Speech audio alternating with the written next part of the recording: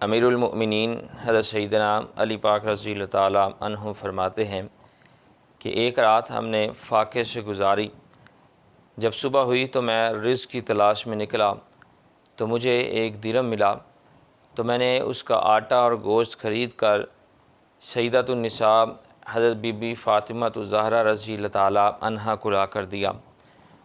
انہوں نے آٹا گوندھ کر روٹیاں پکائی اور ہنڈیا کو چولہے پر چڑھایا، تو میں رسول اللہ صلی اللہ علیہ وآلہ وسلم کی پاک بارگاہ اقدس میں حاضر ہوا اور عرض کہ یا رسول اللہ صلی اللہ علیہ وسلم، ہمارے پاس تھوڑا سا کھانا ہے، تو آپ بھی ہمارے ہاں تشریف لائیں۔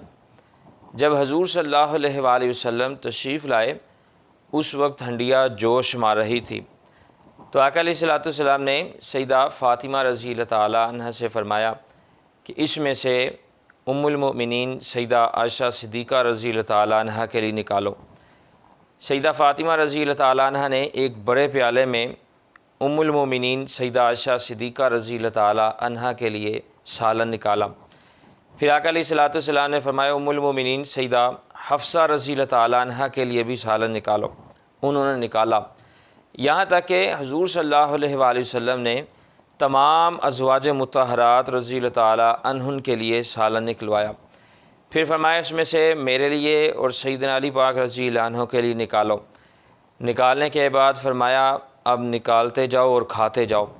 سیدنا علی پاک رضی اللہ عنہ فرماتے ہیں کھانا نکالنے اور کھانے کے بعد جب ہم نے ہنڈیا کو دیکھا تو ہنڈیا ویسے کی ویسے ہی بھری ہوئی تھی۔